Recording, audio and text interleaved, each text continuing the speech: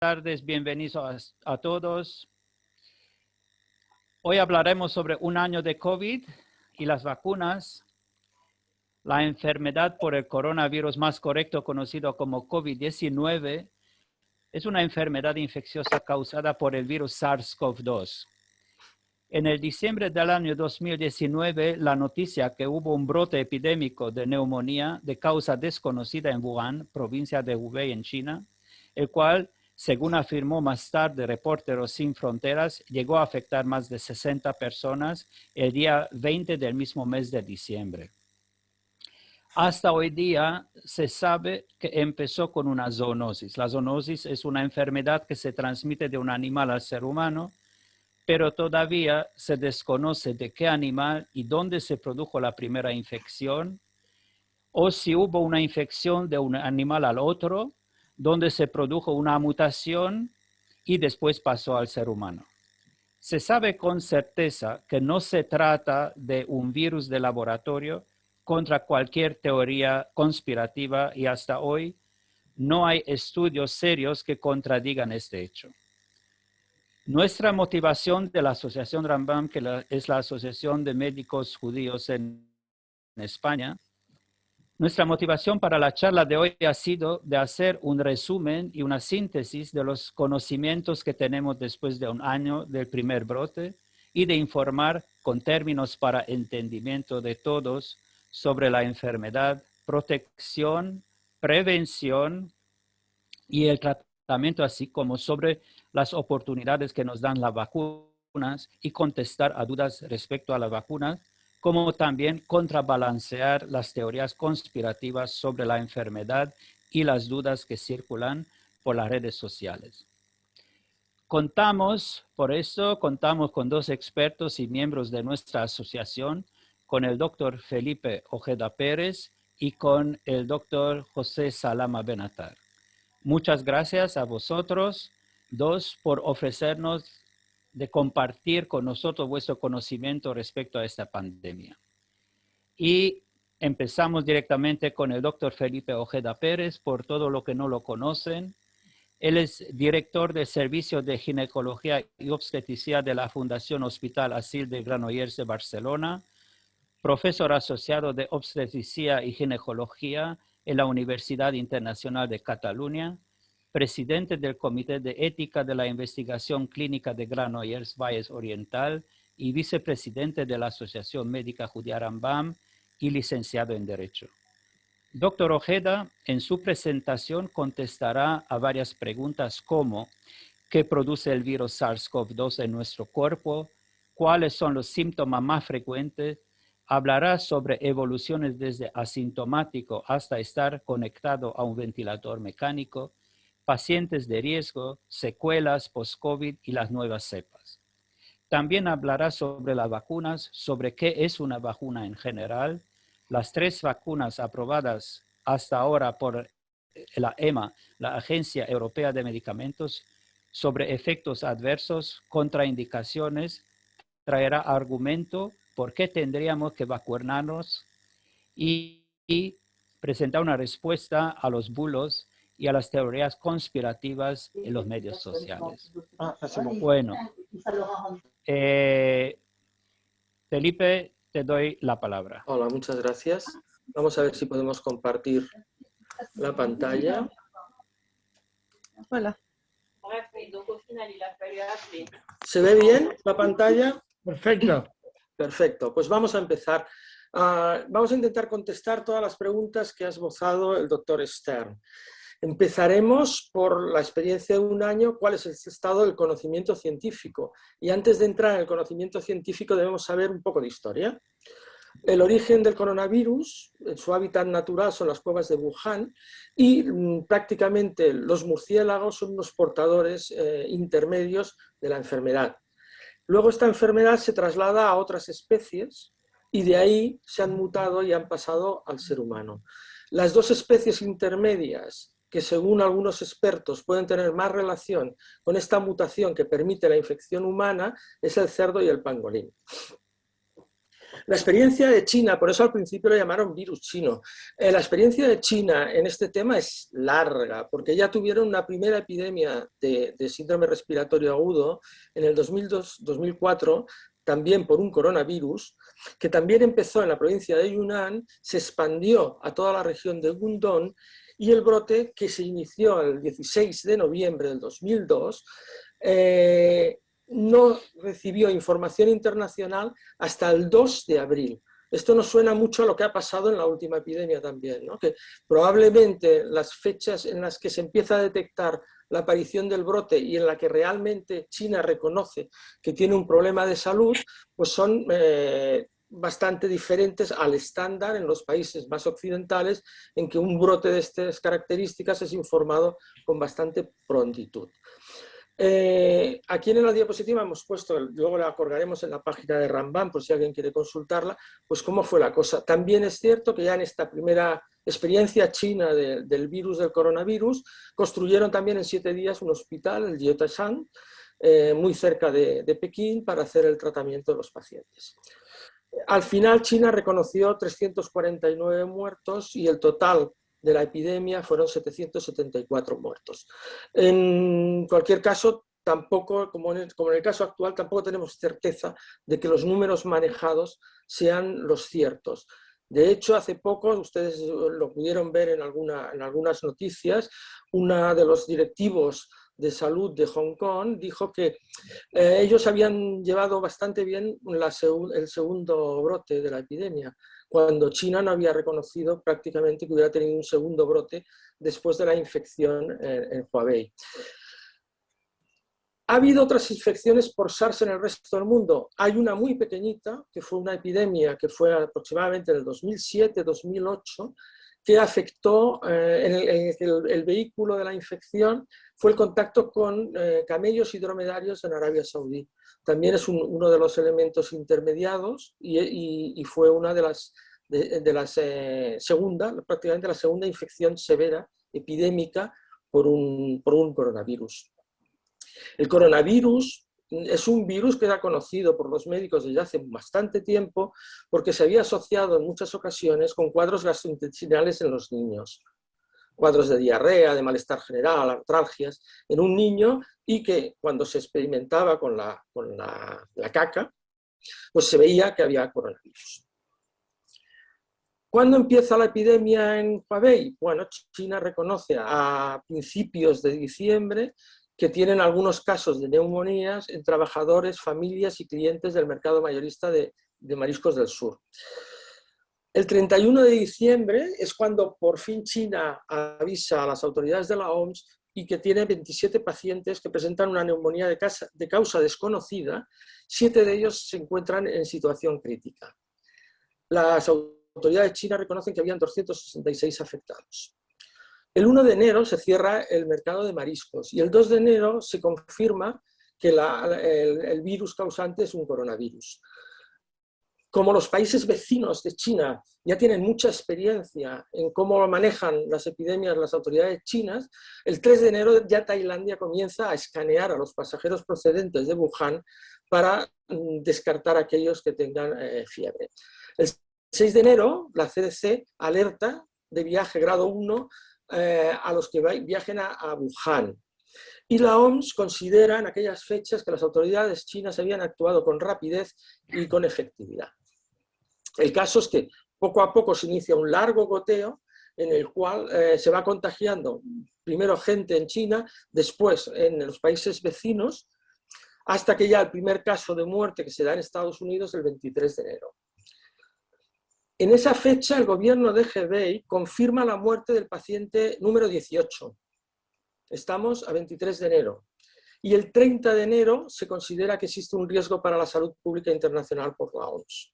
El 31 de enero va a ser el primer caso que se da en España en un turista en La Gomera. Y el 3 de febrero, es decir, 12, 14 días más tarde de que China estuviera reconociendo unos cuantos muertos, 100 y pico, una cosa así, ya tienen construido el hospital de Washenha y una semana más tarde el hospital de Shanghai, que son los dos hospitales donde se trataron a la población china afectada en la provincia de Hubei. Los números que van dando China de afectados y de tal contrastan con las capacidades que tienen estos hospitales para el tratamiento de los pacientes. El 3 de marzo la OMS publica un plan estratégico, el primer plan estratégico respecto a la pandemia, y hasta el 14 de marzo es cuando se proclama el estado de alarma en España. Este es un poquito para ver cómo ha ido evolucionando las cosas. ¿Cuál es el estado del conocimiento científico? Pues se produce con una rapidez extraordinaria. Es la primera epidemia en la que conseguimos la identificación del genoma completo del virus causante el 5 de enero. El 5 de enero del 2020 ya sabíamos cómo era el genoma completo. Esto es fantástico porque esto va a ser lo que va a permitir que las grandes compañías comiencen a trabajar ya en la elaboración de vacunas. Aquí tienen una imagen del coronavirus. Lo típico del coronavirus son estas pequeñas protuberancias que hacen como una coronita alrededor del virus. Estas protuberancias tienen mucho interés porque, como veremos de aquí en nada, son las que nos permiten hacer vacunas efectivas. Porque es esta proteína que se ve aquí la que se fija a las células para entrar dentro de ellas. Se han visto que habían algunas secuencias genéticas que podían favorecer la entrada del virus y el cuadro más grave, que sería la tormenta de citoquinas, que es una reacción inflamatoria global. O se ha visto también que el grupo A de sangre pues, necesita habitualmente más soporte respiratorio y sin embargo el grupo 0 presenta un cierto efecto protector respecto a la evolución de la enfermedad.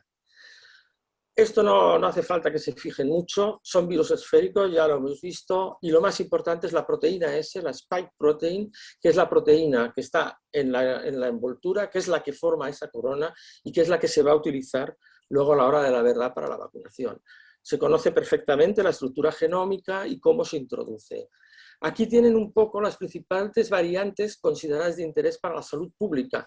Esto es una revisión antes de que aparecieran las famosas variantes. Aquí está la brasileña, pero no está, por ejemplo, la sudafricana, aunque aquí sí que la mencionan, pero para que vean que realmente ha habido muchas variedades y que la importancia de la variedad solo está en tanto en cuanto modifique realmente la estructura hasta el nivel que la protección que dé la vacuna no sea suficiente. Como luego hablaremos de cómo se hacen las vacunas, ya les explicaremos el por qué no es un excesivo problema actualmente. ¿Qué medidas tomó en su momento la OMS y el Centro para Control y Prevención de Enfermedades de Estados Unidos? Son las que vienen aquí. Todas estas son las mismas que se han dicho en el país, ¿no? Es decir, mantener la distancia, ponerse mascarilla, no tocarte demasiado la cara, no tocar objetos donde pudiera quedar tus huellas, etcétera, etcétera, etcétera. ¿Por qué es tan importante el tema de la mascarilla? Pues aquí lo tienen representado. Esto es un caso índice, es decir, un paciente afectado, y esto es un paciente expuesto. Como ven, todo esto que sale aquí son partículas virales y de saliva que entran en contacto directo con la persona no expuesta. Y aquí tenemos el índice caso cuando lleva mascarilla, como el ámbito en el que se mueve el virus queda muchísimo más restringido y manteniendo una cierta distancia, y la mascarilla es más que suficiente para evitar el contagio. ¿Quiénes son los pacientes de riesgo? Esta es una de las preguntas claves que muchos de ustedes se van a hacer, ¿no? A ver, lo más importante es la edad. La edad es importante porque en todas las infecciones víricas en las que no hay un tratamiento antivirus, que son la mayoría, la clave de cómo va a responder el organismo va a venir marcada por la edad. Cada año, cuando hay una epidemia, pues una epidemia de gripe, por ejemplo, muere mucha gente de mayor edad.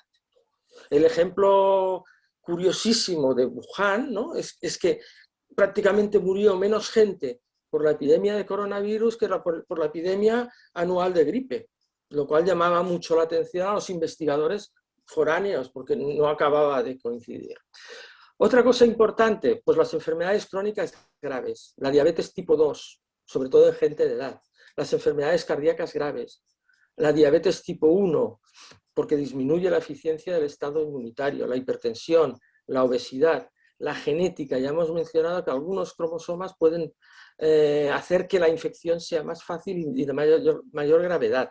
Todos aquellos pacientes que tienen el sistema inmunitario debilitado, es decir, que toman productos antiinmunitarios, como los trasplantados, algunos pacientes con SIDA, cuando hay uso crónico de corticoides, etc. La enfermedad renal crónica, la enfermedad hepática crónica, los fumadores, los pacientes con cáncer, los pacientes que tienen algunas formas de anemia, el asma y enfermedades pulmonares crónicas, por supuesto.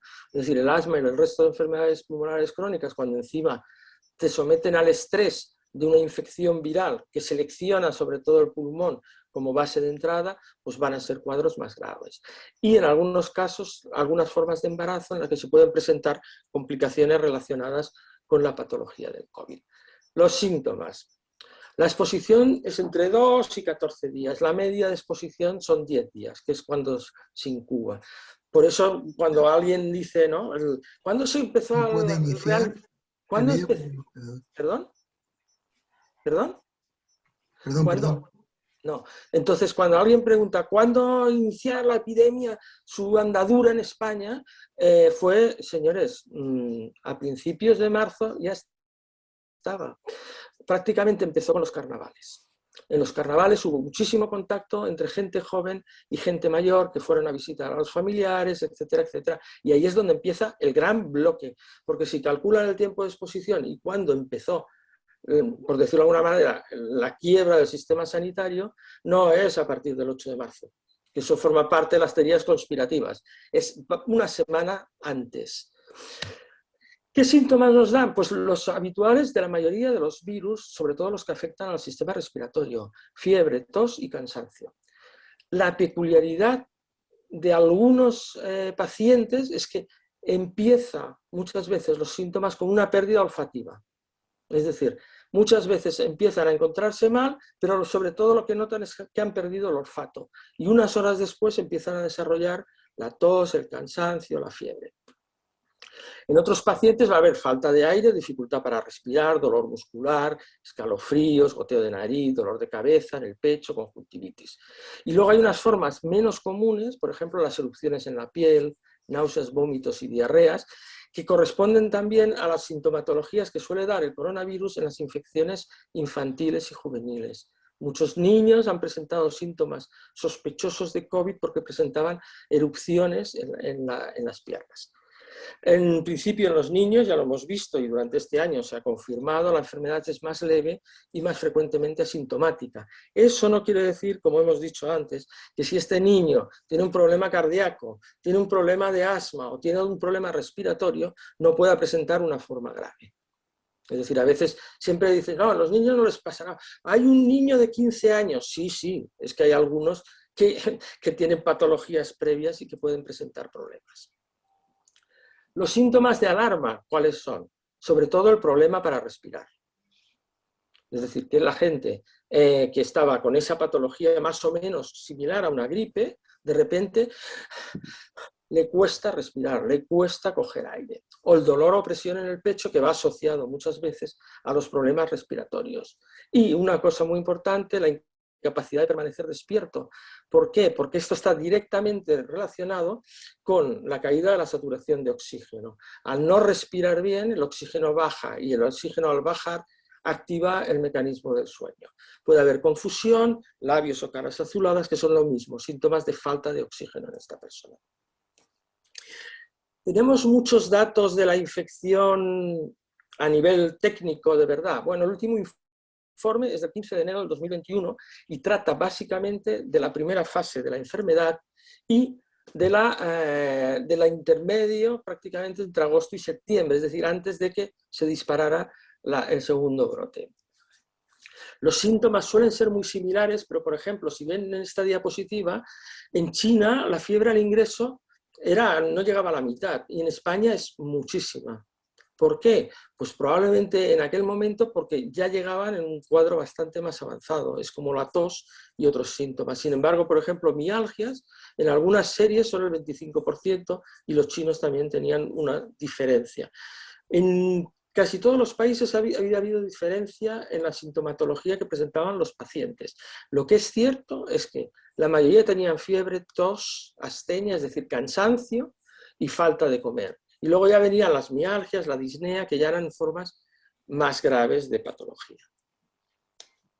En las series hospitalarias lo que hemos revisado básicamente era la comorbilidad, aquellas enfermedades que se asociaban con mayor problema. Como ven, prácticamente en España la hipertensión era uno de los cuadros más importantes y la diabetes. Deben saber que en el primer brote afectó sobre todo, ahora lo veremos, no afectó mucho a gente mayor, pero a la gente mayor a la que afectó lo pasó muy mal. Y muchos de ellos, ¿por qué? Pues porque tenían estos problemas asociados. La población mayor en España es una población especialmente frágil, porque es especialmente con patología asociada importante. Y esto influye mucho. Los países en los que habían poblaciones más envejecidas, como Italia o España, hubieron muchísimos más fallecidos en la primera fase de la enfermedad. ¿Qué diferencia entre una evolución asintomática o leve o grave? Muy sencillo, la evolución asintomática pues prácticamente no tienes síntomas y por lo tanto nadie sabe que la tienes, excepto que te hagan las pruebas, ¿no? Una PCR o un test serológico. En la leve son los síntomas que hemos dicho al principio, la tos, anorexia, un poco de molestia, dolor muscular, y en las fases más graves o tal son las que se asocian con complicaciones de verdad, que serían la neumonía, la insuficiencia pluriorgánica, es decir, que empiezan a fracasar los órganos del organismo, es decir, empieza a fracasar no solo los pulmones, sino que el corazón, el hígado y los riñones, problemas cardíacos, el síndrome de distrés respiratorio agudo, que es la forma más grave, en la cual el pulmón empieza a entrar en ese colapso inflamatorio y por lo tanto es incapaz de intercambiar el oxígeno y el CO2 del organismo y esto hace que la persona se ahogue. Las lesiones renales agudas, los coágulos sanguíneos y infecciones virales y bacterianas sobreañadidas. El pulmón está muy débil y por lo tanto es más susceptible a sobreinfectarse con bacterias de las que habitualmente hay en los hospitales y en las UCIs. ¿Cuáles son los marcadores más importantes? Pues son los que hemos puesto abajo, la carga viral, es decir, la cantidad de virus que contiene ese organismo. Aquí se ha visto que tiene una importancia, sobre todo para los cuadros de gravedad. Los marcadores del síndrome hiperinflamatorio, la famosa tormenta de citoquinas que habrán oído algunas veces, que significa prácticamente el colapso del pulmón por las alteraciones inflamatorias que conlleva la infección por el virus, y el aumento del dímero D y en menor medida otros marcadores de coagulación que se han considerado también pronósticos de gravedad y de mortalidad. Aquí tienen la visión de los casos totales en el primer periodo, en el primer brote, entre enero y mayo, los casos totales por edades. Como ven, en este primer brote hay casos totales. Es poco relevante, porque los casos totales van a depender de los test que hagas, no sabes más. Pero miren la estadística de los casos hospitalizados. ¿Ve? Aquí se ve muy claramente cómo se concentra sobre todo en edades superiores a 69 años. Pero es que cuando vamos a UCI se concentran extraordinariamente en estos porcentajes de gente. Y hay poquísimos casos en UCI, porque en la primera etapa, como se acuerdan ustedes de la epidemia, la mayoría de pacientes fallecieron en residencias. Y aquí observan cómo en el grupo de 90-99 hubieron estos fallecidos y en el 80-89 o 70 es donde se concentra la mayoría de fallecidos, tanto hombres como mujeres. ¿Qué hay de diferencia? Pues miren, aquí hay más mujeres porque en esta banda de edad hay más mujeres que hombres, no porque la enfermedad fuera peor. En esto, sin embargo, ya se observa que la afectación grave que lleva al fallecimiento es más frecuente en los hombres que en las mujeres, porque están asociadas a comorbilidades más vinculadas en muchas ocasiones al género masculino que al femenino. En el segundo periodo, como ven aquí, hay muchísimos casos totales de gente más joven porque es cuando se empezaron a hacer pruebas. pero hospitalizados volvemos a concentrarlos en los mismos, es decir, por encima de los 60 años. En los casos ingresados en UCI queda todavía más claro, y en el número de fallecidos, que aquí sí que ya empezaron a ingresar más pacientes, se ve que la concentración es brutalmente otra vez exactamente igual en los grupos de edades extremas, 80, 89, 90, 90. Ustedes dirán, ¿hay tanta gente con edades de este tipo? Pues mire, yo les puedo decir que hace poco he revisado los datos de población que tengo en mi zona de sanidad, que son unos pues 120.000 mujeres, por decirlo de alguna manera. Yo soy obstetra y entonces son todas las mujeres en general. Y teníamos, imagínense, 40 mujeres por encima de los 100 años. Es decir, que sí que hay una población muy envejecida y esta es la que ha sufrido más. Aquí hemos intentado resumir todo eso y como ven aquí los diagnosticados, que es la primera fase, enero-mayo, son 250.000, los hospitalizados son 92.000, en la UCI acabaron 8.000 y fallecieron 27.000. Estos son los datos oficiales que da el Ministerio de Sanidad, no son datos de otro estilo. Y si vemos la parte de junio-agosto, se diagnostican 125.000, se hospitalizan muchísimos menos porque es el periodo aquel de ventana del verano entre la primera y lo que luego sería la segunda fase. En la UCI ingresan muy pocos y la mortalidad también es muy baja, 388. Actualmente tenemos 3,2 millones de personas y 63.704 fallecidos. Es interesante que vean los porcentajes de fallecimiento, porque los porcentajes de fallecimiento nos indican la gravedad y la extraordinaria mortalidad que tuvo la primera fase, porque no se disponía ni de UCIs ni de personal suficiente para atender los cuadros graves que ingresaban en los hospitales, o que te querían ingresar en los hospitales. Aquí tenemos una gráfica muy interesante sobre el número de hospitalizados al final del año. Esta es la fecha. Estos son el número de infectados, casos diarios. Ven, en la primera fase no habían prácticamente pruebas de PCR, esto es engañoso, solo se hacían cuando el paciente llegaba al hospital y por lo tanto los casos son muy pobres. Luego ven aquí cómo aquí sí que se hacen muchos test, que es la segunda fase, y aquí se hacen muchísimos test, que es la tercera fase. Como se hacen muchísimos test, salen muchísimos casos diarios, pero luego la mortalidad no es tan elevada. ¿Cómo lo vemos aquí? En esta hermosa gráfica, el número de fallecidos por la fecha. Esta sería la primera fase, que es desde marzo, principios de marzo. Aquí empieza a escalar de una manera brutal, porque son los que corresponderían a 10 o 12 días antes. Aquí llegamos a la cúspide, por decirlo, de muertos diarios, y luego baja, baja, baja, baja. Esto correspondería a junio.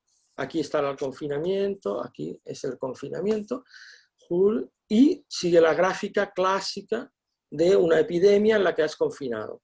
Si la epidemia no confinas, esto sube bastante más y luego va bajando lentamente hasta aquí. Como has confinado, pues entonces van a haber varios brotes. Según vayas desconfinando, habrá nuevos brotes. Aquí observan que empieza más o menos en agosto, aquí en septiembre empieza a subir el segundo brote que alcanza el máximo en noviembre. Luego vuelve a bajar y luego volverá a subir en la tercera fase. Pero si ven por el número de fallecidos, sigue siendo más bajita, porque cada brote va a tener menor mortalidad. Básicamente porque la mayoría de gente más susceptible está comprendida aquí. Con lo cual aquí va quedando menos gente susceptible para la infección. Aquí es el cuadro de letalidad, que ya lo hemos explicado un poco y no vamos a entrar en demasiados detalles. Pero bueno, la letalidad, como ven, es muy superior a todas las demás a partir de los 70 años, que es el 4,1. Mientras que en el resto de grupos etarios, pues etarios quiere decir de edad, en el resto de grupos de edad, la mortalidad, la letalidad estimada es muy baja.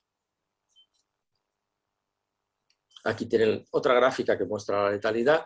Como ven aquí, la letalidad fue elevadísima en la semana 10-12 después del inicio, luego ha bajado y luego aquí ha aumentado pero siempre manteniéndose por debajo de los valores de porcentaje de letalidad que habíamos observado en la primera fase de la enfermedad.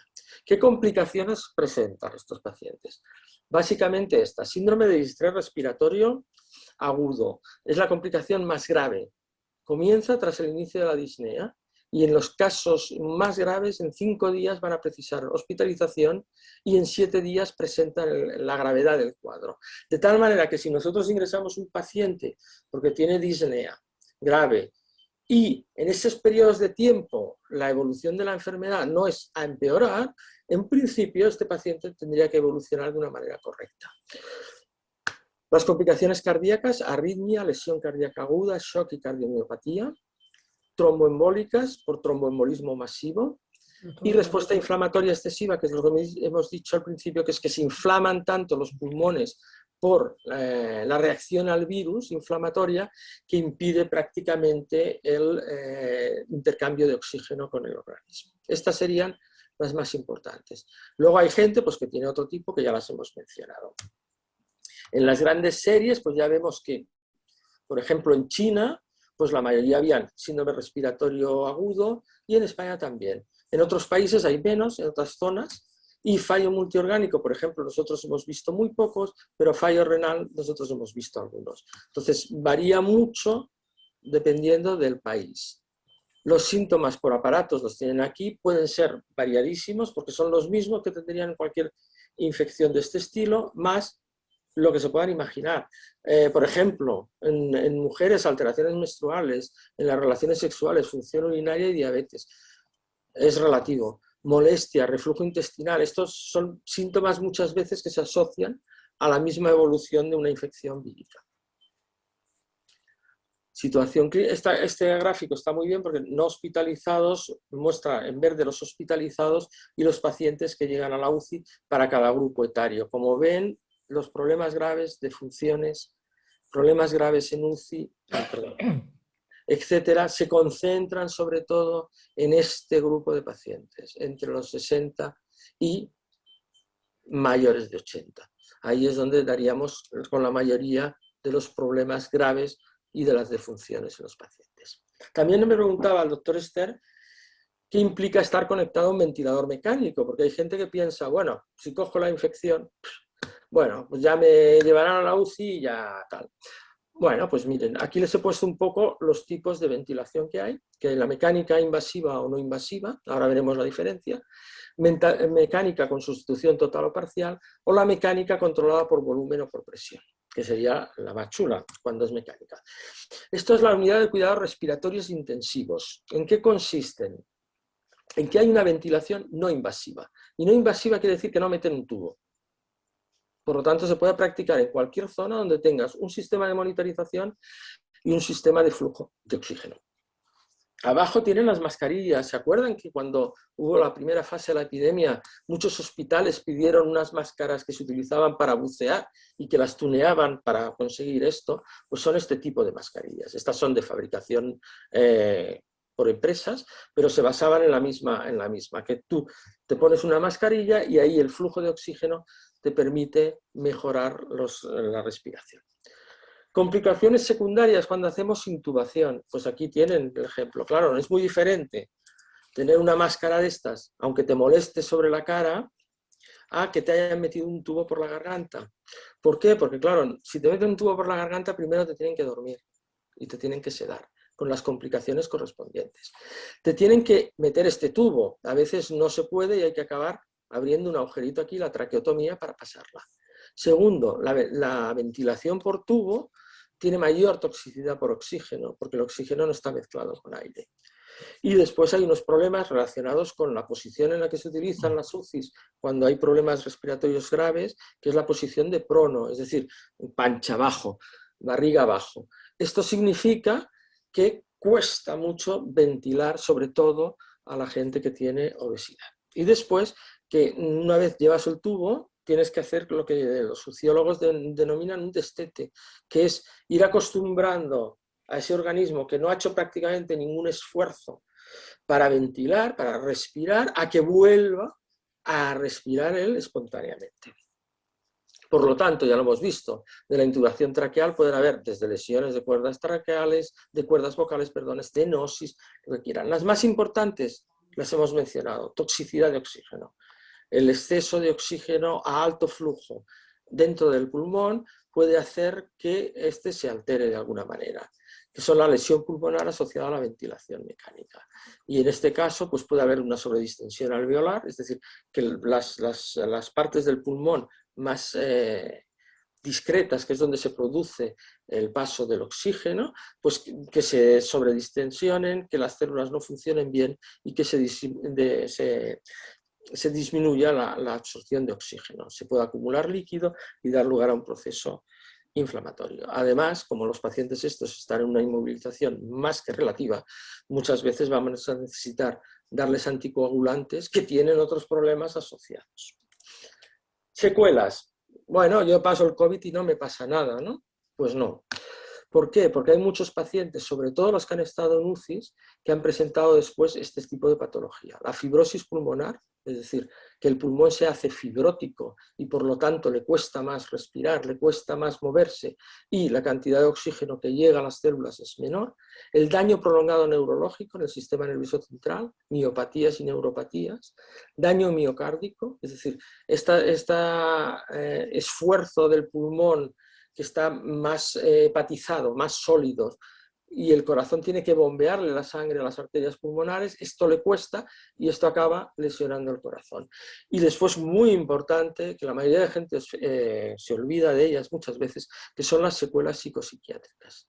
Estas son no solo secuelas del paciente que ha tenido COVID, sino secuelas también en sus familiares, porque no han podido estar presentes, muchas ocasiones no han sabido lo que pasaba con sus familiares y ha ocasionado graves problemas. Yo creo que con esto hemos resumido un poco lo que es la patología por el COVID. Ahora queríamos hablar un poquito de las vacunas. ¿Qué es una vacuna? Una vacuna es una preparación que engaña al sistema inmunitario al hacerle creer que está siendo atacada por un virus o por una bacteria. Y el sistema inmunitario, ante este engaño, responde creando anticuerpos y creando la memoria inmunitaria para responder a esta agresión. ¿Tiene alguna vacuna? ¿Eh? ¿Perdón? Es que no sé quién ha hablado. Entonces, es esto, un engaño al sistema inmunológico. ¿Cómo se hacen estos engaños? Pues hay los métodos tradicionales, que son normalmente el mismo virus, que es inactivado o atenuado. Entonces, esa atenuación serían las primeras que salieron, por ejemplo, la de la viruela, la del sarampión. Si la gente que se vacunó de la viruela en su tiempo se acordará que le hacían como un cortecito en el brazo y era para introducir este virus inactivado o atenuado. Luego hay los toxoides, que sobre todo son para aquellos casos en los que el efecto más grave de la infección es por la toxicidad que produce, que sería el caso de la difteria y tétanos. Y después ya llegamos a las vacunas más modernas, que serían, por una parte, las recombinantes y de vectores, como son la hepatitis B o el HPV, y las más recientes, que son de ADN y ARN, y sobre todo el RNA mensajero, el ARN mensajero. Un concepto fundamental de la vacunación está aquí puesto en negrita. Nunca es mejor pasar la infección que vacunarse. El concepto de yo cojo la infección y no me va a pasar nada, hombre, es un concepto filosófico muy optimista. Entonces, no, porque yo cojo la infección y ya está. No, bueno, igual resulta que luego no está. Y por eso desde siempre se ha dicho que es mejor vacunarse que pasar una infección. ¿Qué tipos de vacunas tenemos y qué diferencia hay entre los tres tipos aprobados? Bueno, en enero del 2021 ya habían 2 vacunas aprobadas y recientemente ha habido una tercera. Fuera de la Unión Europea hay 8 vacunas aprobadas en diferentes países y hay pendientes 19 vacunas que están en fase 1, 18 en fase 1 y 2, 5 en fase 2, 6 en fase 2 y 3 y 15 en fase 3. No sé si van a llegar a tiempo, porque claro, si estás en fase 1, te queda la fase 2 y la fase 3, que es las más importantes, y es difícil que llegues a tiempo. Las 3 españolas están en fase de estudio en modelo animal. Es decir, que ni siquiera han entrado ya en la fase 1. Esto es lo que tenemos actualmente de vacunas conocidas. Tenemos la de Moderna, que es la espícula aquella que les he mostrado, de la corona. Están encapsuladas en nanopartículas lipídicas y te permiten una vacunación regular.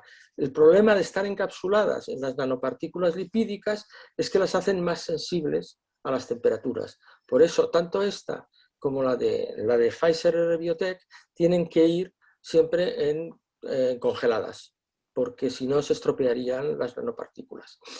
La eficacia de la vacuna a partir del día 14 tras la segunda dosis llegó al 95% entre los pacientes de 18 a 64 años y el 86% para los de mayor edad.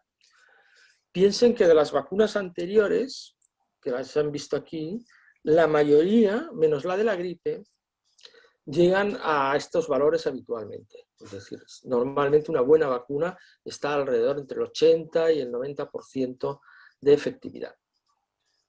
Los efectos locales más frecuentes fueron el dolor, la hinchazón en el punto de inyección, que esto es muy frecuente en todas las vacunas, y la linfadenectomía, la linfadenopatía axilar, que es que aparecen a veces ganglios en las axilas de las personas a las que se le ha vacunado. Y estos síntomas suelen aparecer, como en todos los grupos, sobre todo en la segunda dosis.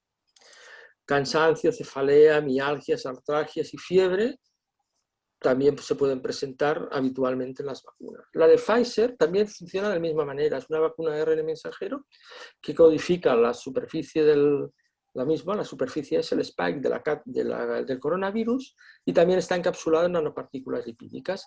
Aquí el esquema de vacunación, en vez de ser un mes prácticamente, 4 semanas, que sería la de Moderna, pues son 3 semanas. Son 2 dosis separadas por 3 semanas. Pero se pueden separar también por 4. No se ha visto que haya cambios en la efectividad de la vacuna. Los efectos aquí demostrados son los habituales: fatiga, cefalea, mialgias, artralgias, y es menos frecuente cuanto más edad tienes. La gente más joven tiene más síntomas que la gente más mayor. Se han descubierto pues, 21 casos de anafilaxia postvacunal, es decir, poquísimos, cuando se han administrado ya 1.900.000 dosis en Estados Unidos. La reacción anafiláctica es la alergia a la vacuna, por decirlo de alguna manera. Normalmente es a componentes de la vacuna. Después tenemos la de Oxford, que es la de AstraZeneca, la Oxford Vaccine Group, que es una vacuna en que la glicoproteína se vehiculiza en un adenovirus. Hemos visto que aquí lo que eran las anteriores eran unas esférulas, como liposomas, para que se entiendan, como lo que se usa a veces para las cremas, y dentro de ese liposoma estaba incluido el ARN mensajero con el RNA del virus, de la espícula del virus. Aquí no, aquí es un virus completo, un adenovirus que no se replica en humanos, del chimpancé, y al que dentro de su genoma se introduce el genoma de la proteína, para que lo detecte. Aquí lo que se ha visto es que a las 2 semanas tras la segunda dosis la eficacia es alrededor del 60% y del 90% en aquellos que la primera dosis fue de baja carga antigénica. Los efectos adversos los mismos que en el resto de vacunas: artralgias, náusea, dolor local, cefalea y linfadenopatía. Y como en todos los casos, es menos frecuente los síntomas en los pacientes que tienen 65 años o más. Me estoy pasando, me da la sensación. Otras pendientes de aprobación, pues tenían la de Janssen, que es Johnson & Johnson, que aquí también se vehiculiza en un adenovirus humano, y la de Novavax, que está construida por la proteína y se inocula mediante un baculovirus infectante, un tipo de fago. Estas son las que se van a aprobar próximamente. Indicaciones de contraindicaciones. Básicamente, la única contraindicación es una historia de anafilaxias, es decir, de reacciones graves a algún componente de la vacuna. Y esto es bastante raro. Ya hemos dicho que en 2 millones prácticamente hubieron 21 casos. No está contraindicada en personas con alergias alimentarias, a animales, a insectos, a alérgenos del ambiente, látex u otras. Es solo aquellos que han desarrollado crisis de anafilaxia, es decir, cuadros graves alérgicos a algún componente de la vacuna. No hay evidencia para usarla durante el embarazo. Hay agencias como la OMS que está diciendo que en alguna población que sea especialmente de riesgo, pues valdría la pena vacunarlas. Lo ideal sería siempre vacunar o antes o después del embarazo. Si no hay un riesgo muy elevado, es decir, por ejemplo, médicos que estén atendiendo pacientes con COVID, lógicamente tendrán que vacunarse aunque estén embarazados. La OMS no considera de riesgo durante la lactancia, incluso al contrario, parecen empezar a darse informaciones de que están pasando los anticuerpos de la madre vacunada al feto, al recién nacido durante la lactancia. Todos los problemas básicamente de estas vacunas están en relación a la conservación en frío, que hacen que sea más difícil el transporte y más difícil la administración. Fíjense la lista de los excipientes, es decir, aparte de lo que hemos dicho, tienen todos estos excipientes que son a los que se puede ser alérgico. En general, hay muy pocas historias de alergia al respecto de estos componentes, porque básicamente son grasa, es decir, la envoltoria lipídico, y otros estabilizantes como el cloruro de potasio, el fosfato, la sacarosa. ¿Por qué debo vacunarme? Lo hemos dicho desde el principio. Primero, el riesgo de una forma grave de la infección, que es más frecuente y más grave cuando es la gripe. Es decir, no podemos utilizar el criterio de, bueno, yo soy joven, me pasará pues como una gripe, porque a veces la forma grave es más importante. Las secuelas son muy importantes, ya las hemos visto. La fibrosis pulmonar es una secuela gravísima, porque nos va a limitar solo la capacidad respiratoria, sino que nos va a conducir a la muerte en poco tiempo. Y secuelas posinfección, que ya las hemos visto. Y disminuir el riesgo de contagio poblacional, que es uno de los efectos genéricos de todas las vacunas. La gran ventaja de vacunarse es que cuanta más gente haya vacunada, menor riesgo de que toda la población pueda sufrir un nuevo brote de esta infección. Y con esto yo creo que he acabado. Luego me quedaré a disposición para si tienen alguna contestación específica. Gracias, Felipe. De verdad, muy interesante. Tendrán la posibilidad en el chat de escribir sus preguntas y al final de todo, o Felipe o José pueden contestar a vuestras preguntas. Felipe, muy interesante. No solamente creo que el público, yo también he aprendido mucho de tu exposición. Se ve que eres una experta. Gracias. Bueno, buenas tardes, José. Me alegro de verte. Aquí. Muchos los conocen. Además que es un buen amigo y colega, pero el doctor José Salama Benatar es médico de la Medicina Pública del Servicio Andaluz de Salud en Torremolinos. En su clínica privada es coach terapeuta de psicoterapia integrativa transpersonal. Es miembro en varias asociaciones médicas y entre otras la Asociación Rambam. Y last but not least, es el expresidente de la Comunidad Judía de Torremolinos.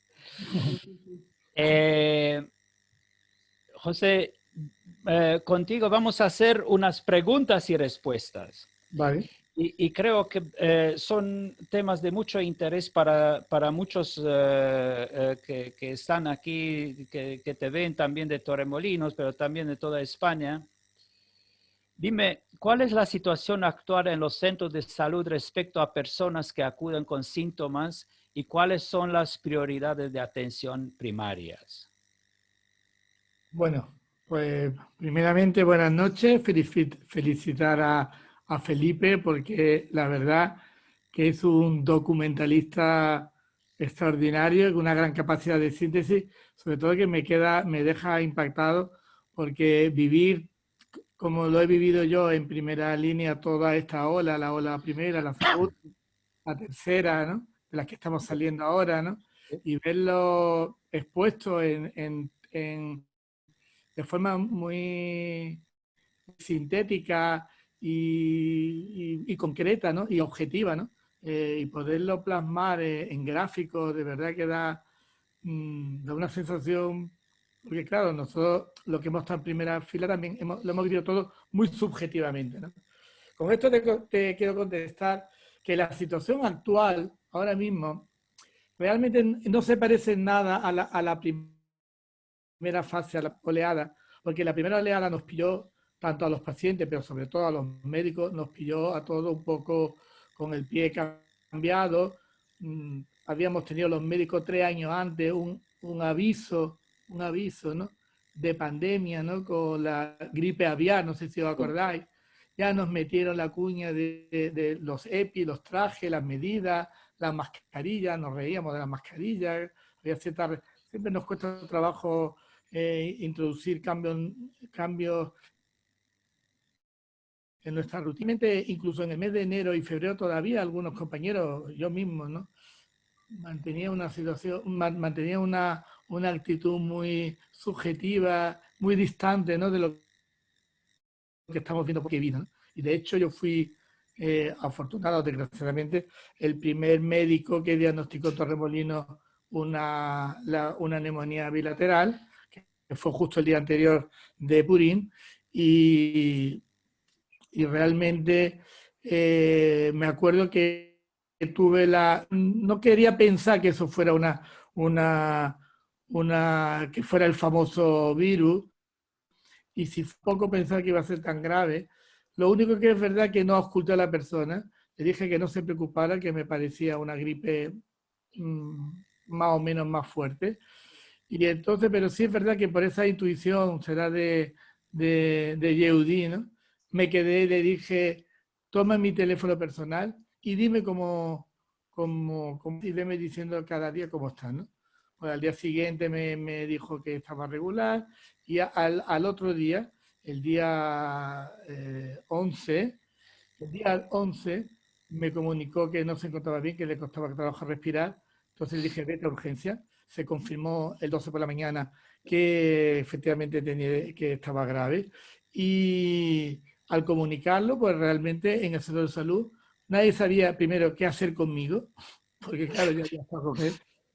El día anterior había estado en una ciudad de Purín, y era un poco complicado, ¿no? Bueno, Baruch Hashem, que todo se arregla, pero que lo que quiero decir es que los médicos fuimos los primeros que no sabíamos si los medicamentos antivirales, no sabíamos los periodos de incubación, cuando luego empezamos a poner las bajas laborales, los periodos de incubación, los aislamientos, primero fueron 14 días, luego lo bajamos a 10, luego dijimos que después de los 14 días mejor hacer una PCR para ver si estaba curado. Al final, luego al mes, no había que hacer una segunda PCR, aunque el paciente estuviera todavía con síntomas. O sea, nosotros lo que hemos vivido ha sido eso, pues los continuos vaivenes de la comunidad científica, en la que habían 4 o 5 personas súper sabias que estaban pegados a un microscopio, pegados a una curva de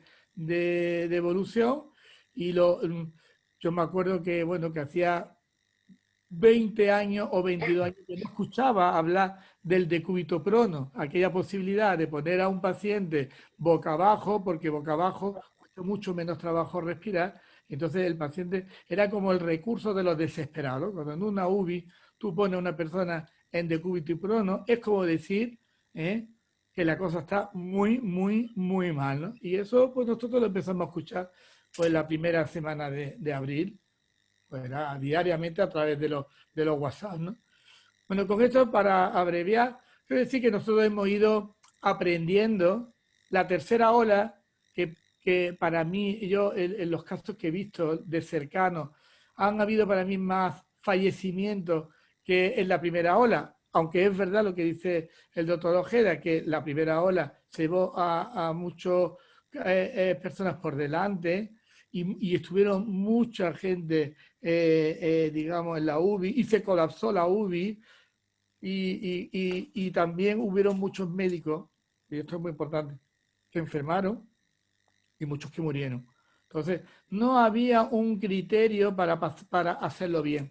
Porque, por ejemplo, Alemania y Portugal lo hicieron bien en la primera ola y en la segunda, y en la tercera ola han estado pidiendo la hora, como se dice en los partidos de fútbol, porque estaban muy desesperados, sobre todo porque si los médicos enferman, pues se colapsa el sistema, ¿no? Y de hecho, pues Portugal ha tenido que pedir aviones de médicos procedentes de otros países porque hubieron pues casi el 60% de los médicos en activo estuvieron infectados. No murieron, pero claro, al tener que estar confinados, pues durante 10 días, más las secuelas en algunos que no se recuperaron pronto, pues evidentemente eso generó, porque se paró la sanidad, ¿no?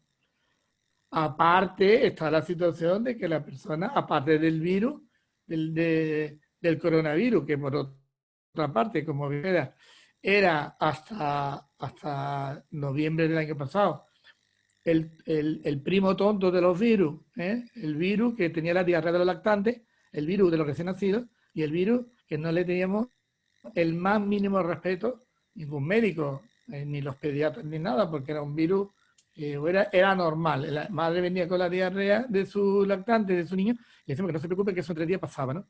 Y ya habían avisado, como ha dicho Felipe, pues ya habían avisado que los 5 años últimos, precisamente el coronavirus estaba mutando y estaba haciendo variantes, que estaba diciendo, aquí estoy yo. Bueno, como todas las pandemias, pues no era ni la primera ni la última pandemia que ha ocurrido, pero sí es verdad que nosotros teníamos una variable que nunca había habido en la historia, que era la globalización, ¿no? Nosotros en España la última pandemia fue la de la gripe española y han habido la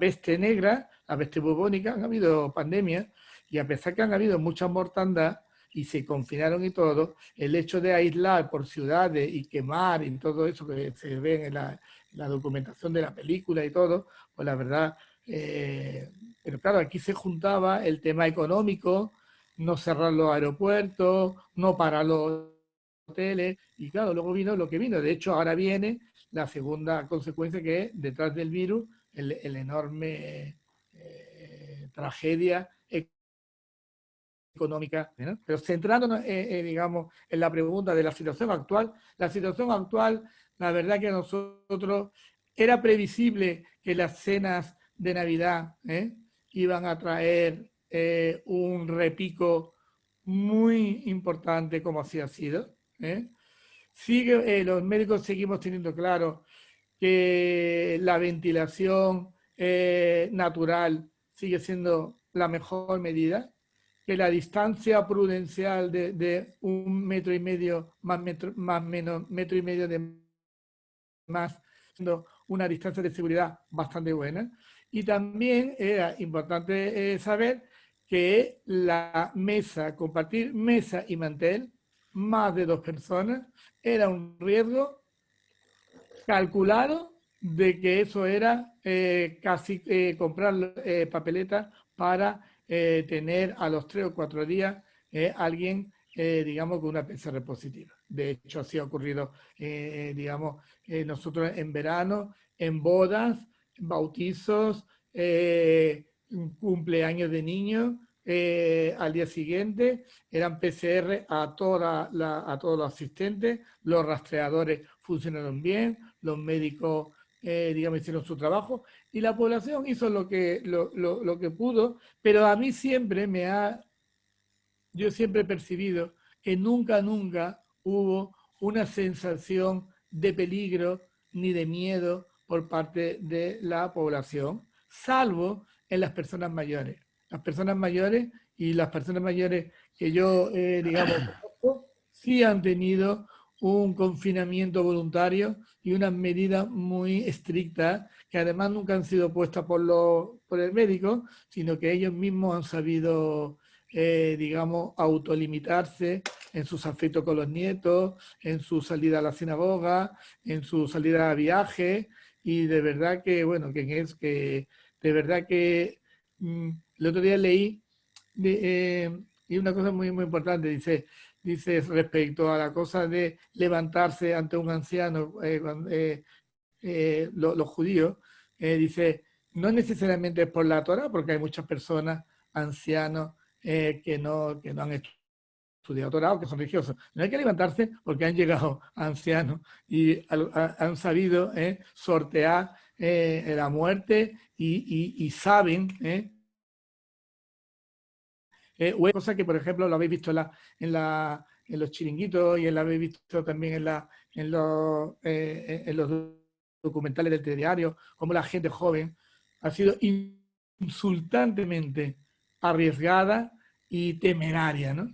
Y al final lo que no se dan cuenta es que ellos pueden hacer eso, pero evidentemente luego ellos iban a una casa donde había un abuelo o un padre, ¿no? Y efectivamente eso ha sido todo, ¿no? Porque nosotros en verano ya teníamos bastante controlado la cosa, ¿no? Pero claro, en cuanto se vuelven otra vez a los flujos de contacto, de transporte, ¿no? Los de Madrid vienen a Málaga, los de Málaga se van a Barcelona, los de Barcelona se van a Vigo, pues eso así igual pasa con los viajes, ¿no? El único país que no le tembló el pulso para cerrar totalmente el aeropuerto, ya sabemos cuál es, y nosotros el tiempo ha demostrado que lo hicieron muy bien. Y una cosa muy importante, a pesar de que ahora a Israel le quedan todavía 2.200.000 habitantes por vacunar, ellos siguen todavía con los criterios de aislamiento y decretaron un toque de queda para la noche de Purim. O sea que Israel no solamente lo ha hecho bien, sino que lo sigue haciendo bien porque ellos prefieren llegar a la inmunidad de rebaño a más del 70% de protección. Claro, cuando una persona ya está vacunada, el virus no puede sobrevivir dentro de una persona. Y si no puede estar dentro de una persona, se tiene que ir. Y si el 70% está en la misma situación que el huésped, pues la pandemia termina. Por lo tanto, nosotros ahora, si me preguntan cuál es la situación actual es engañosa, porque ahora nosotros estamos vacunando. Pero el ritmo de vacunación es desgraciadamente lenta porque no hay estocaje de vacunas. Por lo tanto, los puntos de vacunación vacunan al ritmo de las vacunas que le van llegando. Quiere decir eso que y vamos ahora por el 4% de vacunación. Quiere decir que hasta que lleguemos al 70%, que probablemente lo llegaremos, pero dime. Me llevas a la segunda pregunta. Dime. José, ¿cuáles son las estrategias de vacunación por el momento? Vale. Porque eso también se cambia, eso también con el AstraZeneca se cambia, con el periodo entre las dos vacunaciones y ya también en varios países se están cambiando las estrategias. ¿Cuál es la situación actual? Mira, yo creo que esto de la estrategia, esto es cada uno gestiona los recursos que tiene, ¿no? Y bueno, la ventaja es que hoy día todos los países están intercomunicados y cada uno sabe lo que pasa en el país ajeno, en el país vecino, y por lo tanto, si algo va mal, pues se puede rectificar, ¿no? Entonces, de todas, efectivamente, hay grupos de riesgo. Pero el grupo de riesgo, como bien ha dicho Felipe, sigue siendo la edad, ¿vale? Podemos poner puntos de corte más de 70 o en más de 60, o en más de 55, da igual. Total, que nosotros hemos tenido muchas reuniones de expertos, hemos escuchado muchas, y iban a poner por grupos de riesgo, los que tenían cáncer, los que eran diabéticos, los que eran obesos. Al final se ha optado por una situación mucho más simple y yo siempre he defendido eso, por edades. Porque es mucho más fácil controlar las edades y hemos empezado mayores de 90 años, mayores luego de 80, que estamos terminando. La semana que viene, a partir del jueves, empezaremos los mayores de 70, mayores de 60, y ahora como hemos visto que una de las vacunas no se va a aplicar en mayores de 65 porque no está totalmente validada, lo cual no quiere decir que no sea buena, simplemente que los estudios que se hicieron para, digamos, garantizar que protegía, no que tenía efecto innecesario, sino que protegía, se cortaron voluntariamente porque no daba tiempo a ponerlo en estudiaje. Y como ya estaban por los 50, 55 hasta 60, se optó por cortarlo. Entonces, ahora, ¿qué es lo que pasa? Que nosotros vamos a hacer como una especie de sándwich, ¿no? Por un lado, estamos vacunando a 90, 80, 70, 60. Y por otro lado, nos hemos dado cuenta que además es importante que esa vacuna que no vamos a poner en mayores de 65 años, vamos a utilizarla en personas que tienen que trabajar, camareros, profesores, maestros, en fin.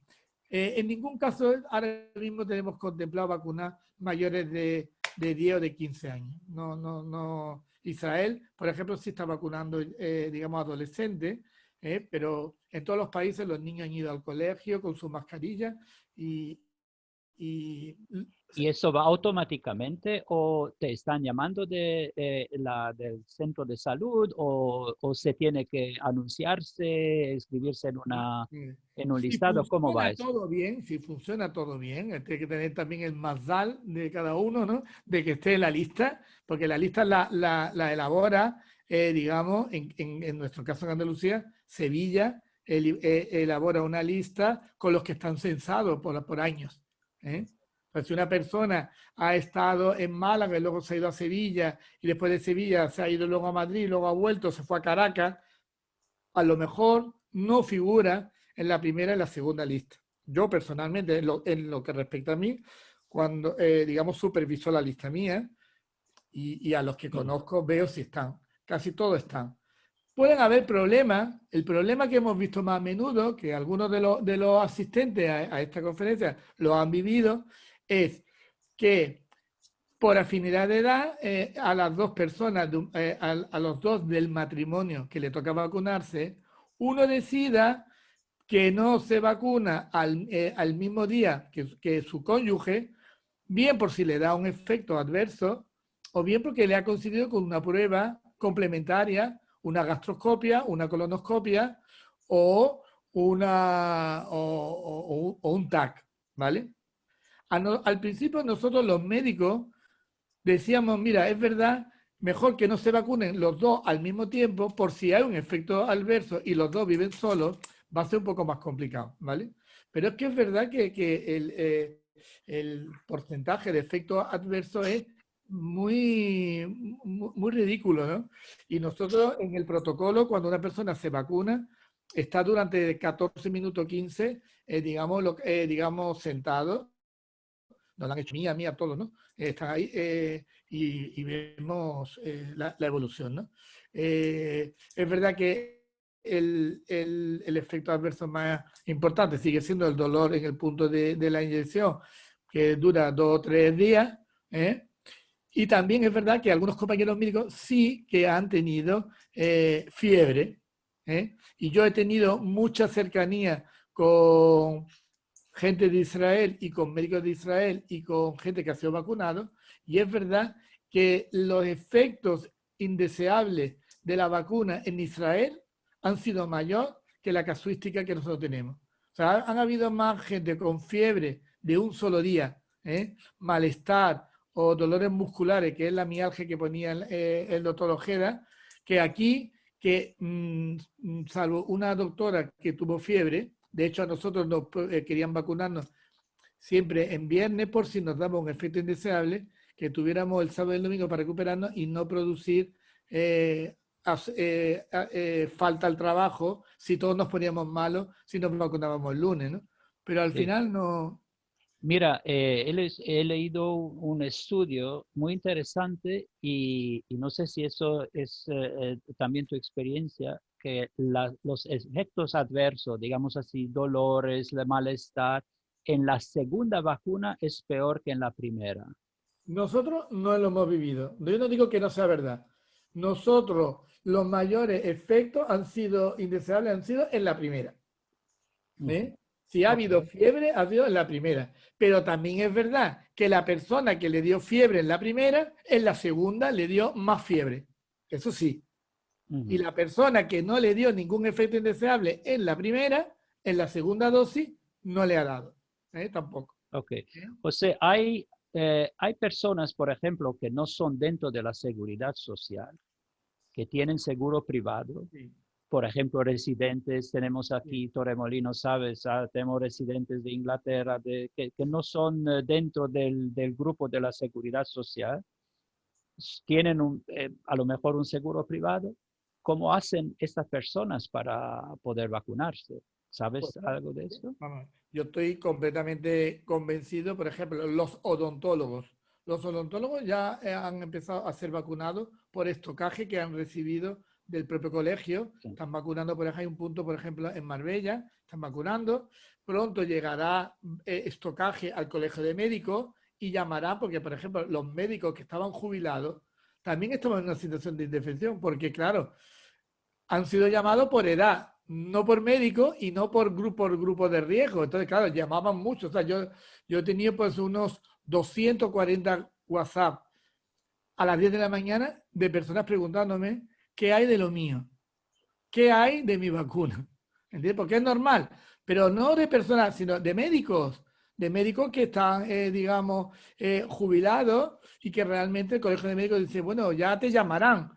Sí, pero esos son dentro de la seguridad social, pero los que no son dentro de la seguridad social.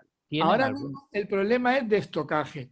Pronto, por ejemplo, todos los hospitales, la Quirón y todo, tendrán las vacunas. Y llegará un momento que la vacunación sean. El problema es que al no haber vacunas no pueden poner puntos de vacunación porque no hay. O sea, ahora mismo lo que se trata es de vacunar porque, claro, tienes que tener la dosis de la primera y la de la segunda. Yo personalmente tengo mucho optimismo respecto a la vacuna de Johnson. La vacuna de Johnson, que estará lista a lo mejor para junio en España. Creo que es una sola dosis, si no que me corrija Felipe. Sí, es una sola dosis. Yo creo que Reino Unido se ha encomendado en cuerpo y alma a Johnson. Es un laboratorio muy solvente. Creo que es una vacuna al uso, no me hago mucho caso, pero la verdad que pienso que en España va a descongestionar totalmente cuando se hace una sola dosis. Y en Estados Unidos, me parece, hoy ya han dado el permiso de emergencia para Johnson. Claro, claro. Así que, claro, dime. Robert, pero perdona, el permiso de emergencia implica que las fases de estudio no se agotan, se acortan y algunas veces se suprime la que no. Claro, eso genera un riesgo, pero que yo pienso que es un riesgo calculado porque realmente, yo sé, es verdad que existe mucha alarma con todos hemos visto, ¿no? Fake sobre vacunas, que si somete un chip, que si va, bueno, pero la verdad es que no será así cuando algunos políticos se han saltado incluso el orden y se han vacunado ellos antes que decir que la vacuna es efectiva, ¿no? Y de hecho es efectiva en un 94%, ¿no? Dime, José, si alguien tiene, por ejemplo, efectos adversos leves o graves, tiene que acudir.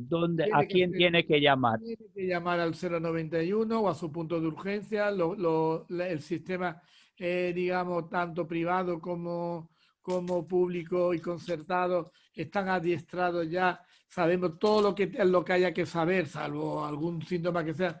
Pero si la persona dice yo he sido vacunado hace 2 días o 3, y teniendo en cuenta que el efecto adverso, claro, tiene que haber una conexión en el tiempo. No me vale que hace 10 días que se vacunó, porque puede ser, pero el efecto adverso es las primeras 24, 48 horas y puede ser normalmente la alergia, la disnea o la fiebre. Y bueno, como nosotros hemos estado hablando, ¿no? Hay un efecto indeseable que son unos ganglios en la axila que, bueno, que se ha podido confundir, ha generado a lo mejor un poco de alarma porque puede parecer que son los mismos ganglios de un cáncer, pero luego ya se ha visto que pasa todo y que no es... Pero cosas agudas de efectos adversos con riesgo vital, que puede ser el ahogo o fiebre, digamos, aparte que la frecuencia es muy baja, acude a urgencia diciendo que en las últimas 24-48 horas se vacunó. ¿Sabes cuál es la situación actual de la vacunación aquí en España, más o menos? Bueno, sí, la verdad que te digo, está muy limitado por el estocaje, ¿no? pero también es verdad que yo soy bastante optimista porque de todas las vacunas que han mostrado que están a punto de salir, algunas más o menos en el tiempo diferidas, lo que está claro es que tarde o temprano, entre junio y agosto, habrá una sobresaturación de vacunas en el mercado, ¿entiendes? Vamos, que vamos a tener hasta la Sputnik de los rusos, la vamos a tener, si no es que la tenemos ya, ¿entiendes? Tenemos muchas... Ok, amigos, muchísimas gracias. Ahora vamos a pasar a las preguntas del chat, ¿sí? Porque si no se nos va un poco el tiempo. La primera pregunta, primero todos pueden ahora poner sus preguntas en el chat. Aquí tengo una pregunta de Patricia.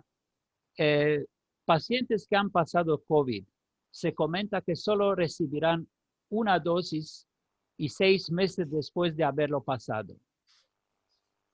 ¿Sabéis? Bueno, es muy sencillo. Ay, perdón. Felipe, tú. No, es muy sencillo. Es decir, no sabemos exactamente el tipo de inmunidad que da el haber pasado la infección. Entonces, se recomienda vacunar, pero que haya pasado un tiempo suficiente como para poder determinar si hay anticuerpos o no.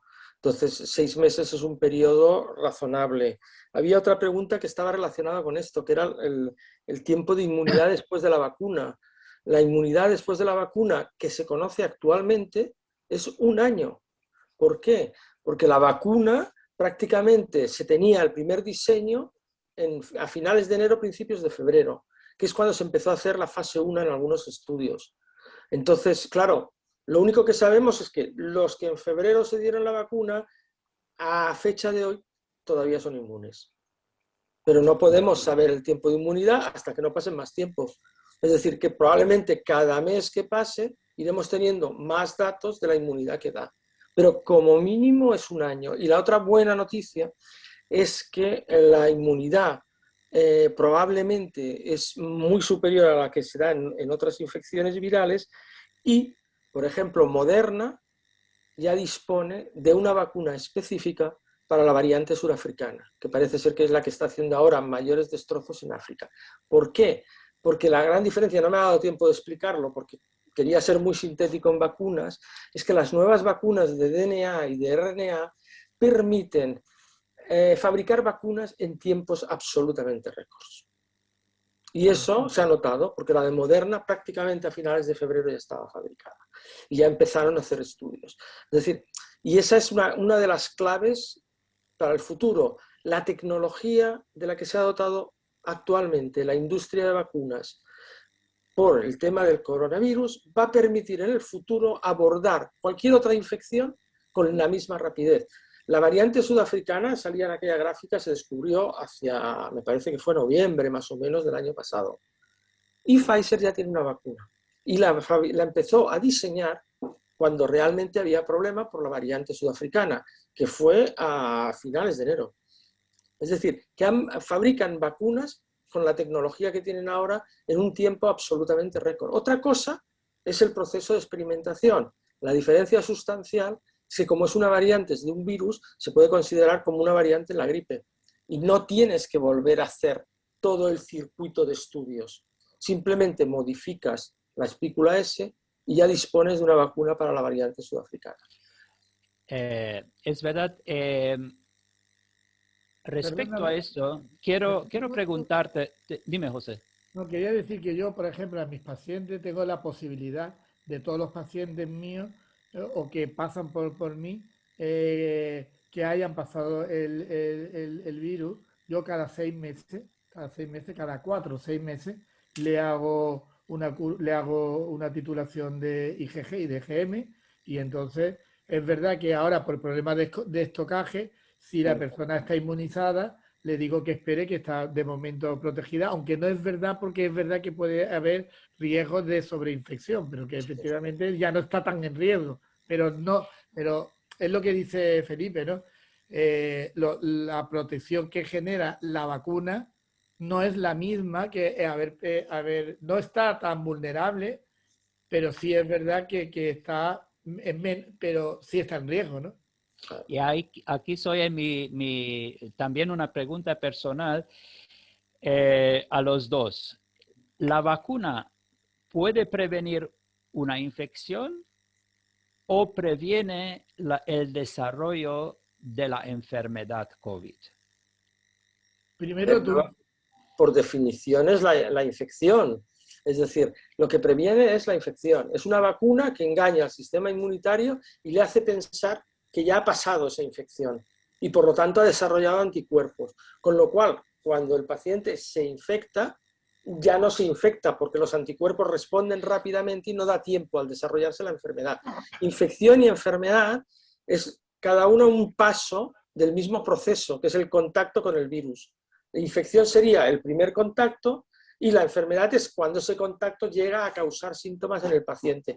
En este caso, con la vacuna lo que se consigue es como con cualquier otra vacuna, que aunque tengas contacto con esa infección, el cuerpo responde tan rápido que no deja que se desarrolle la enfermedad. No sé si ha quedado claro. Puede ser portador uno que ha recibido la vacuna. Sí. En principio puede ser portador cualquier persona aunque haya recibido cualquier vacuna.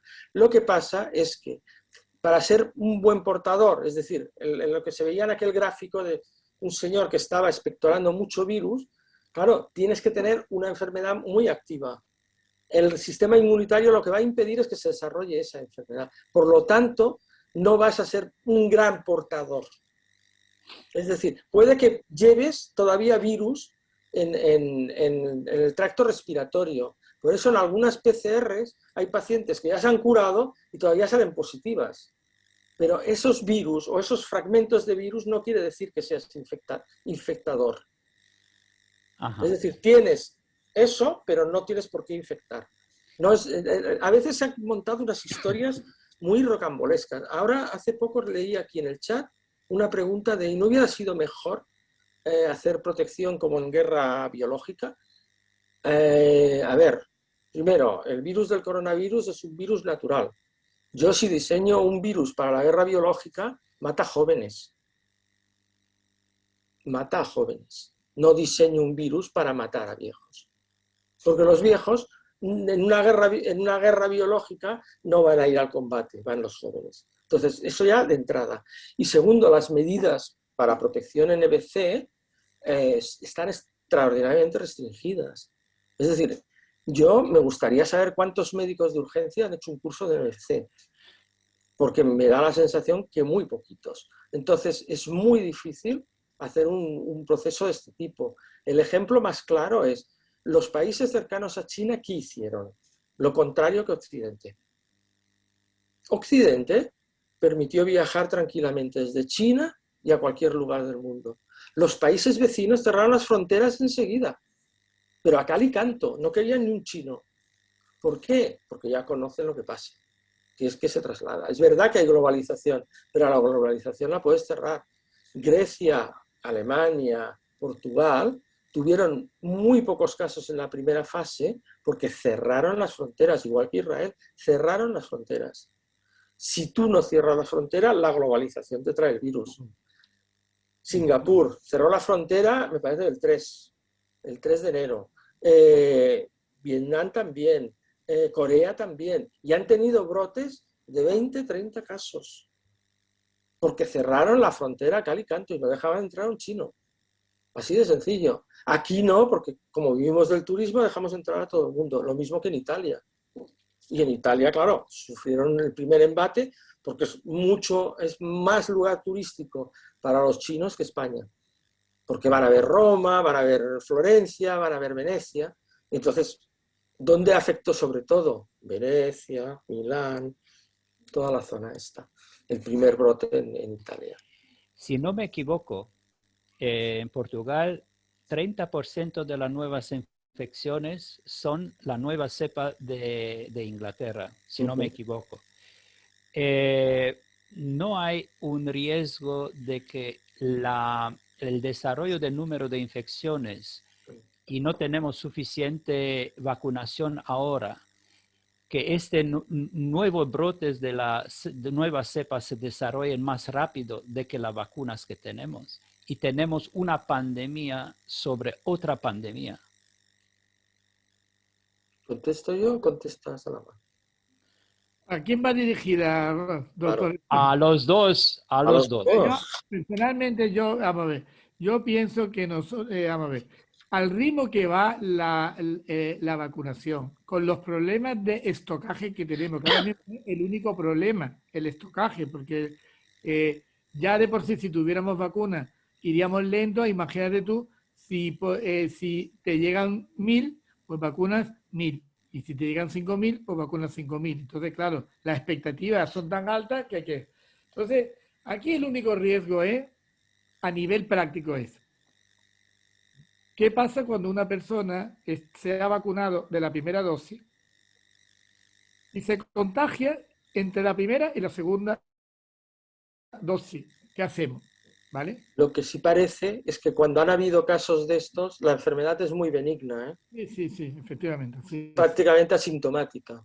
efectivamente. Entonces, efectivamente, es verdad que ya estamos viendo que desde la primera dosis ya es efectiva, puesto que nosotros hemos tenido en Remolinos casos de 3 personas que se vacunaron en la primera dosis, las más eran enfermeras, se vacunaron en la primera dosis y al día siguiente y a los 2 días cogieron el virus.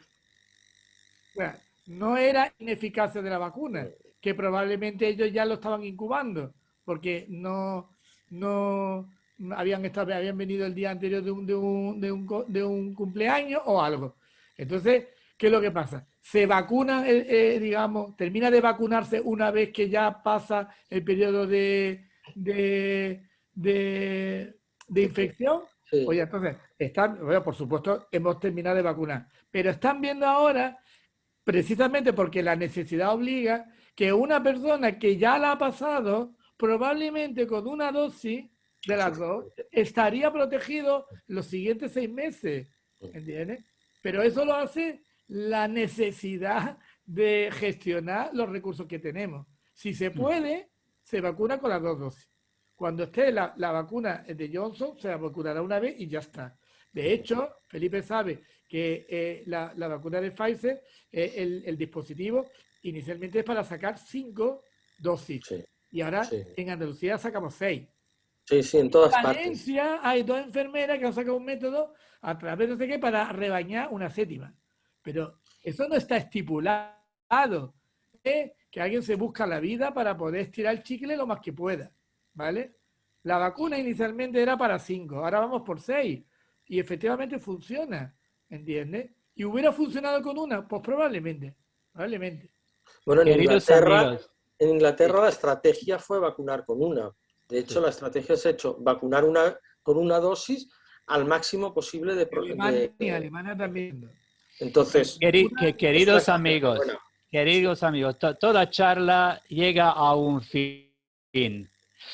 Os agradezco a vosotros dos, como siempre, y agradezco a todos los participantes. Concluimos esta charla.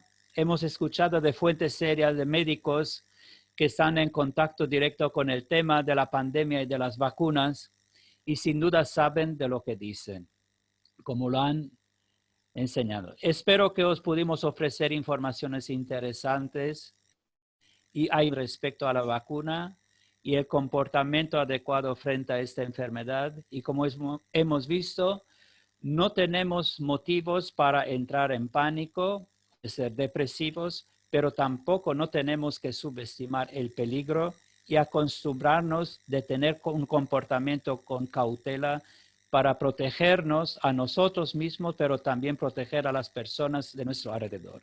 No sabemos quién de nosotros puede infectarse leve o grave. Por este motivo, nuestro comportamiento hacia este virus, no importa la edad, tiene que ser con cautela, respetando todas las reglas de distanciamiento social, evitar contactos innecesarios, uso de mascarillas, higiene, hasta que recibamos toda la vacuna y más por allá, hasta que la desaparición total de la pandemia. Como hemos visto, ya han aparecido las nuevas cepas que son mucho más contagiosos y se prevé en futuro que pueden ser también más agresivos también en la población joven.